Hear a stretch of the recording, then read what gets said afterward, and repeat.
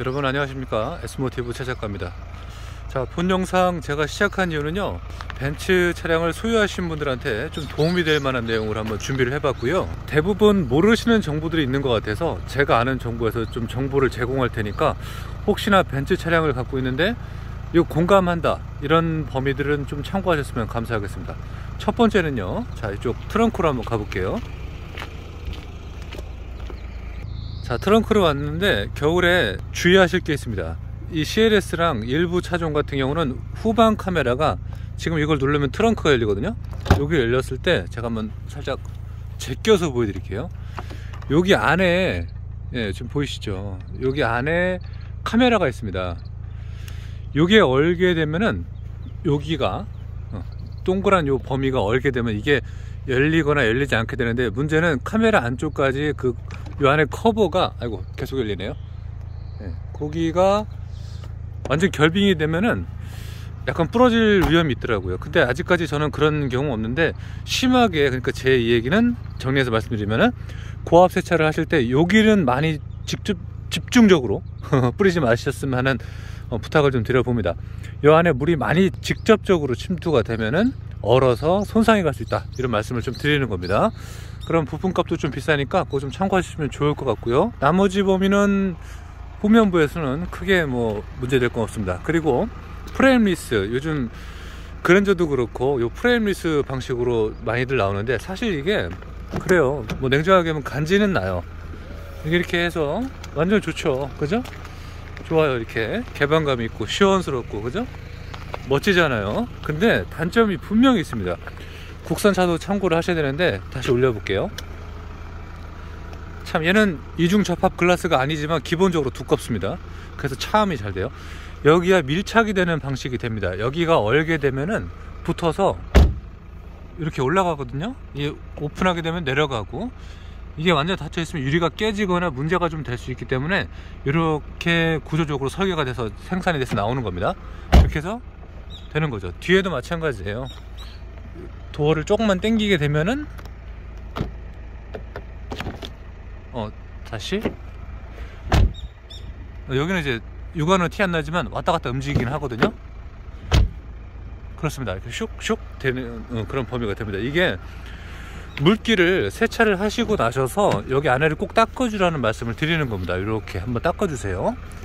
그러면은 아침에 운행을 할 때 그 유리가 붙어 갖고 좀 그런 면모는 좀 안전하게 되니까, 그리고 문이 안 열리는 또 황당한 경우가 되니까 그거 좀 참고하시면 좋을 것 같아요. 다시 타볼게요.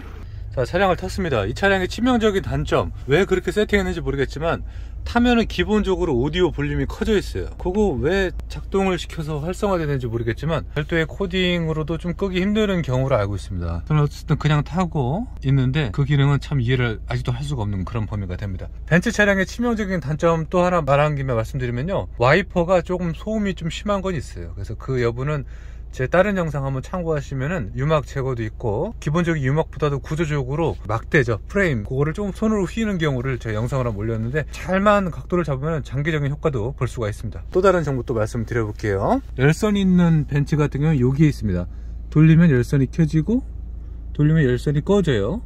요거는 이제 너무 쉬운 그런 범위이기 때문에 다들 아실 거예요. 요거는 핸들 앞뒤 뭐 상하 좌우 요거 조절하는 건데, 이 열선이 초기에 한번 시동 걸었을 때 지금 온열 26도로 해놨고, 좀 가까이 보여드릴게요. 26도로 해놨고, 자, 3단으로 해놨습니다. 통풍에 대한 방향을 요거는 이렇게 바뀌게 됩니다. 설정해서 올라가고 뭐 있는데, 창문 아마 기본적으로, 자, 요거 두 번째 거, 밑에서 두 번째 걸 제일 많이 하시지 않을까 생각이 돼요. 아래랑 얼굴 쪽으로, 위쪽으로 나오는 거를 같이 사용을 기본적으로 많이 하실 것 같아요. 근데 요렇게 해놓고 처음에 초기 시동 걸면요, 좀 재밌는 범위라고 좀 생각할 수 있는데, 핸들 열선 잘 들어와요. 근데 일부 차종들, 저도 그래요. AS 센터 들어가니까 엔지니어 선생님도 그렇고 어드바이저 선생님도 그렇고 정말 공부들 안 하시는 것 같아요. 정말 솔직히 지적할 건 지적해야 될 것 같아요. 핸들 교체까지도 요구를 했는데 비싸다는 이유로 교체를 안 해주세요. 거기까지는 좋습니다. 열선에 대한 거를 왜 처음에만 들어오다가 10분 후에 아니면은 뭐 10분 미만에 꺼져서 차갑거든요. 지금은 굉장히 따뜻하게 들어오려고 하고 있어요. 근데 이 여부를 확인해 보니까 고장이 아니고, 자, 본 영상 보시는 벤츠 차주분들 꼭 참고하시면 좋겠습니다. 안 그런 차가 있고 거의 그런 차들이 대부분이에요. 얘를 계속 따뜻하게 하고 싶으면요, 물론 얘를 시간 되면 지가 조절해서 온도가 내려가서 꺼지고도 하거든요. 근데 얼굴 방향을 빼고 내려서, 아이고 이거는 단계죠, 이렇게 아래쪽 방향으로 해놓고 열선을 키시면은 굉장히 따뜻함이 유지가 되면서 계속 들어왔다 나갔다 계속 작동을 합니다. 근데 얼굴까지도 작동을 해 놓으면은 얘가 꺼지게 된다는 거죠. 그거는 왜 그런지 모르겠습니다. 요 열기로 그냥 손을 바람을 쬐라는 건가요? 제가 봤을 땐 냉정하게 얘기하면 그거는 정말 안 좋은 기능이에요. 한국적이지가 않아요. 우리 한국 분들 한국 차량 얼마나 좋아요, 그죠? 그런 거에 얘가 좀 밀리는 것 같아요. 전 그렇게 또 생각이 됩니다. 그래서 이런 여부는 경험으로 제가 좀 말씀을 드린 사항이니까 그거 좀 참고하시면 좋겠어요. 왜 그렇게 만드는지 모르겠습니다. 어쨌든 답답합니다. 그리고 또 하나 단점이 있어요. 지금 여기 송풍구 요게 반짝거리는 은색 보이죠? 요게 카메라 좀 확대해 볼게요. 자, 얼비쳐요. 지금 손으로 가린 거, 안 가린 거, 이거 되게 신경 쓰이거든요. 굉장히 신경 써요. 이거 지금 빛의 각도가 조금 괜찮아서 그런 건지 어떨 때는 뭐가 동그란 게 지금 계속 겹쳐 있어 갖고 유리랑 반사가 돼서 지금 보이잖아요, 여러분. 여기 보이잖아요. 요게 반대쪽도 마찬가지입니다. 이거 왜 그렇게 했는지 모르겠지만 어쨌든 디자인적으로 신경을 쓰다 보니 그렇게 된 것 같으니까 일단 거기는 뭐 감안하고 이해할 수 있을 것 같습니다. 어떤 분들은 이 크롬을 죽이는 거를 하는데 오죽하면 그러시겠습니까? 그죠? 그런 면부터 생각을 해보게 되고요. 칭찬하고 갈게요. 룸밀러는 작지만 국산 현대자동차 제네시스 이상급들도 얘는 못 따라오는 화각을 가지고 있어요. 생각보다 많이 넓어요. 괜찮은 것 같아요.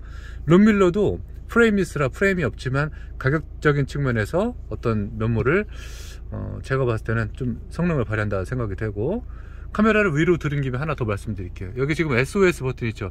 요거 무서워서 접근도 못 하신 분이 계신데 두려워하지 마십시오. 우리 특히 여성분들 그냥 한번 누르면 커버가 열리는 거고 얘를 눌러야 작동하는 거니까 절대 두려워하지 마십시오. 요거 무서워하시는 분들 계세요. 여기 미 서비스가 있어요. 이거는 벤츠의 콜센터랑 연결되는 거고, 이거는 위급사항에 연결되는 범위인데 같은 부서는 아마 아닌 걸로 알고 있습니다. 하여튼 겁먹지 마시라고 좀 말씀을 드리는 겁니다.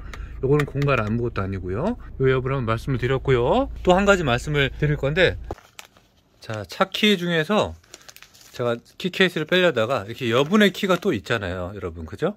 기본적으로 사용을 하게 되면은 뭐 식구들하고 나눠 쓰거나 그럴 텐데 얘 자체도 배터리가 있기 때문에 그게 뭐 얼마나 한다고 뭐 이렇게 얘기를 하겠지만 그래도 안 쓰면은 아끼는 게 좋잖아요. 그죠? 절약에 대한 어떤 의미도 있겠고 유용한 범위가 또 됩니다. 기본적으로 작동을 합니다. 지금 불 보이잖아요. 그죠? 한번 누를 때마다. 근데 얘를 이렇게 하시면 돼요. 이 잠금을 따닥 해볼게요. 따닥. 지금 불빛 보셨어요? 짧게 2번 눌렀다가 길게 1번 누르면 얘도 절전 모드가 들어가면 되는 겁니다. 배터리 세이프티 기능이 있어요. 다시 해제할 때 그냥 아무거나 누르시면 돼요. 따닥 해볼게요. 따닥. 그렇죠. 이게 절전 모드예요. 이 정보도 참고하셨으면 좋겠습니다. 그렇습니다. 열쇠도 한번 참고해 주시고, 자, 잠깐 제가 차를 좀 넣어 놓을게요. 항상 느끼는 건데 이 컬럼식 기아 변속 방식은 예술이고, 현대자동차는 컬럼식을 위 드라이브 내려서 R, 가운데 조금 돌리면 중립, 요거 뭐 파킹 똑같이 따라 했어요. 근데 저는 많이 사용해 보니까 이게 제일 편해요. 드라이브 이쪽에 지금 바뀌죠? 뭐 그런 방식이 됩니다. 파킹 요거만큼 좋은 게 없는데, 아주 과거에는 BMW도 이걸 채택을 했다가 무슨 문제인지 지금은 BMW만의 레바식을 좀 다르게 적용하는 그런 경우도 있습니다. 자, 잠깐 장기 주차할 자리를 옮길게요. 자, 여기 장기 주차할 장소로 들어왔습니다. 현재 시동 걸리는 상태고요. 뭔가를 하나 좀 보여드릴게요. 제가 장기적으로 출장을 가야 되기 때문에, 자, 보시면은 여기 다양한 메뉴들이 다양하진 않죠. 사실 국산차에 비하면 단순한데 다 요약이 되어 있어요. 자동차 한번 눌러볼게요. 카메라 좀 확대하고 해볼까요? 자, 자동차 한번 눌러놓고 여기 계기판 모니터를 보시면은 이렇게 뜹니다. 자, 그리고 여기 조이스틱을 좀 이용을 할 거예요. 조이스틱을 동면 차량 설정에서 동면 모드가 있어요. 차량 설정 동면 모드. 자, 동면 모드 비활성화, 시동 꺼진 상태에서 조절이 가능합니다. 시동 꺼볼게요. 자, 기능 이용 불가. 시동을 거십시오. 장난합니까? 브레이크 밟고 시동 걸고. 재밌어요. 자, 동면 모드 비활성화. 동면 모드 활성화 해볼게요. 늦었다. 또 다시 시동 껐다가 다시 걸게요. 그리고 얼른 눌러서, 자, 예상 21주가 모드가 된대요. 활성화 되면 작동 안 된다는 거 참고하면 되고. 자, 동면 모드 이제 됐고요. 비활성화, 이제 시동 꺼진 상태에서 작동을 하고 비활성화 시키려면 시동을 걸면 되는 범위가 됩니다. 동면 모드 작동이 됐어요. 현재 어찌 하다 보니까 이렇게 지금 오늘 이런 정보를 제공을 했고요. 다시 나가 볼게요. 자, 이렇게 제가 벤츠 차량에 대한 어떤 설정과 정보 내용을 제공을 했고, 뭐 꼭 겨울뿐만이 아니라 핸들 열선 같은 경우는 겨울에 해당되는 내용이 되겠죠.